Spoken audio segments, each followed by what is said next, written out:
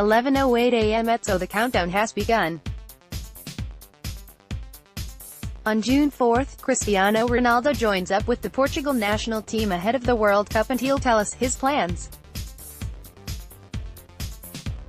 And at least as of Saturday night at Kiev's Olympic Stadium, he could not guarantee that he'd be staying at Real Madrid.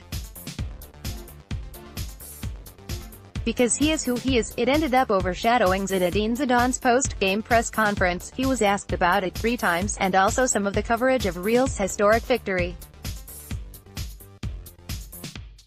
That's a shame. Ronaldo himself later admitted it wasn't the best timing, and it's probably a reflection of the times that speculation over his future would generate as much interest among some as a dramatic, history-making final. How to read this? If he really is plotting a departure, he's done a great job of keeping it under wraps. And frankly, given the money involved, Ronaldo's deal runs through 2021, with wages of around $50 million a year. There are very few landing spots that don't involve some kind of lifestyle choice and a massive pay cut. It's really difficult to see him at another big European club, mainly because most of the ones who could, theoretically, afford him would not provide a great fit. A return to Manchester United might be a romantic solution, but it would also reunite him with Jose Mourinho, and the two have often failed to see eye to eye. Paris Saint-Germain could have serious financial fair play restrictions real soon, and, in any case, they have a decent front three already. Could there be some mega move to China or Major League Soccer in the works? Again, theoretically MLS could construct some sort of complicated David Beckham-type deal where he ends up getting a future franchise, a share of league revenues, and the keys to Don Garber's Volvo, but it feels pie in the sky.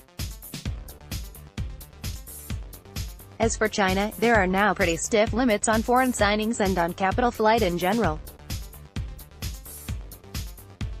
Most of all, it's hard to see Ronaldo want to leave the big stage after the sort of season he's had. Impression is that it's more about his contract, particularly after the mega deals signed by Neymar and Lionel Messi, both of which dwarf his salary. Not because he's greedy, but because, like most, he wants to be paid at market rate. And, unlike most of us, he has the leverage to do it. Ronaldo's options might be limited beyond Real Madrid, but he assured people he'd have an answer within a week. The images via Getty Images. Bale a year too late on forcing a move. In that sense, it was a bit of a double whammy for Zidane, as Gareth Bale also announced he'd consider leaving if he didn't get more playing time.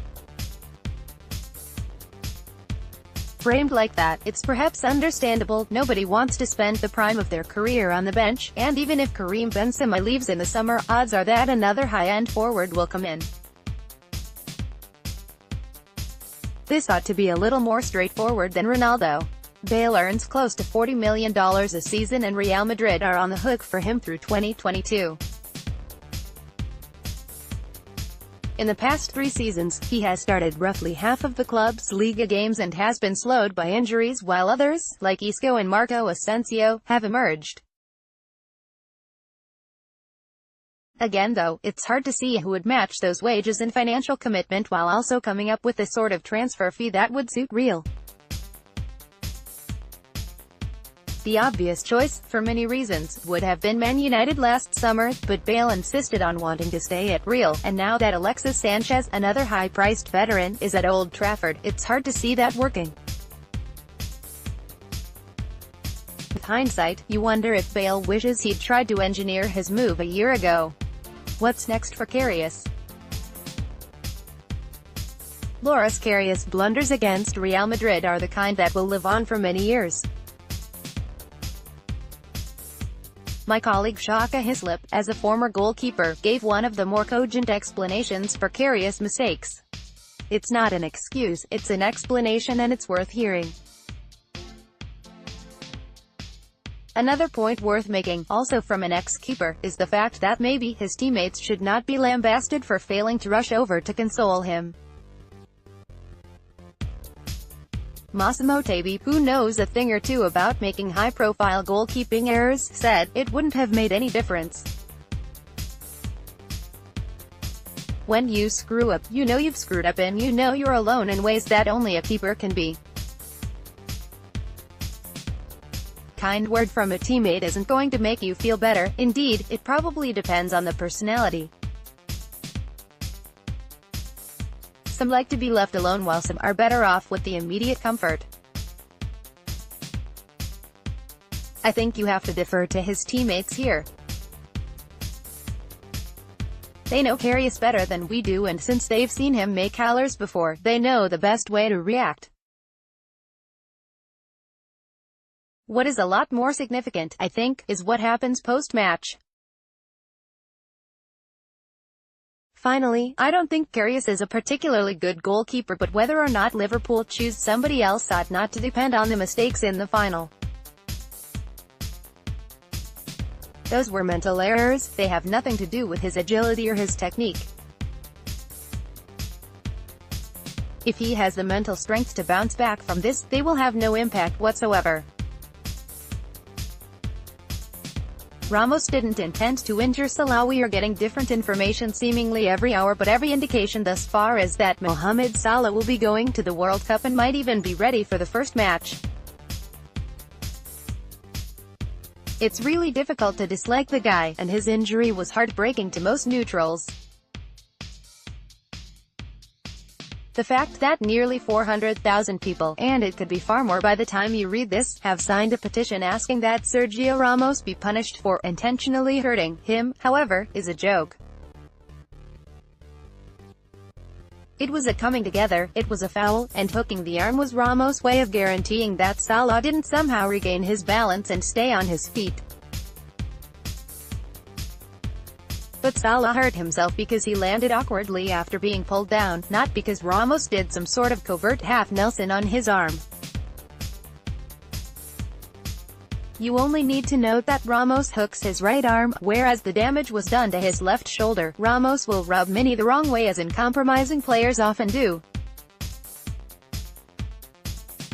He's a competitor and a winner who will grab an edge where he can find it, sometimes breaking the laws of the game or, more generally, those of good sportsmanship. Not every competitor and winner is like that. Many manage to be successful without the so-called dark arts. I think my old friend Tony Barrett, and before you accuse him of being anti-Liverpool, consider the fact that he's the head of club and supporter liaison at Anfield, put it best with this tweet. I go the other way to most on Ramos. I've always thought blurring the boundaries and sometimes obliterated them is part of football. You love players like that when they're on your team and hate them when they're on the opposition. His play acting is grim though. Tony Barrett, at Tony Barrett, May 27, 2018. If that's still not enough to convince you, consider Luis Suarez and his time at Liverpool as Exhibit A, B and C. Zidane deserves all the credit. As I mentioned before, overshadowed in all this is the manager who now has won as many European Cups as Bob Paisley and Carlo Ancelotti in under 30 months of management. Few think of Zinedine Zidane as being among the greats for the simple reason that he has arguably the greatest squad in world football. Add the resentment that he didn't work his way up via the lower ranks, and it's a classic case to some of the guy having been born on third base gloating about his triple. Maybe so. We don't know how Zidane would operate if he worked with lesser clubs and tight budgets. Castilla isn't much of an indication. Maybe he would have been relegated at Levante or Stoke. But what we do know, and what I think we can marvel at, is how well he has managed this particular club. Think back over his tenure. Consider the egos in the dressing room and potentially explosive flashpoints over the season, from managing playing time to disappointing Liga results. And then consider how little controversy there has been compared with the tenures of past coaches, from Manuel Pellegrini and Fabio Capello to Jose Mourinho and Rafa Benitez. Real Madrid have appeared to the outside world like a monolithically united club, with everyone pulling in the same direction. Even when they were playing poorly. Even when they weren't getting results. Even if, behind the scenes, there might have been grumbles and grievances. Heck, even Bale and Ronaldo managed to keep their gripes to themselves until the season ended. That's a credit to the players and their team ethic, of course, but it's also down to the man who created the environment for them to work together. That man is Zidane, whose personality, history as a footballer and man management skills make him ideal for the job he currently holds.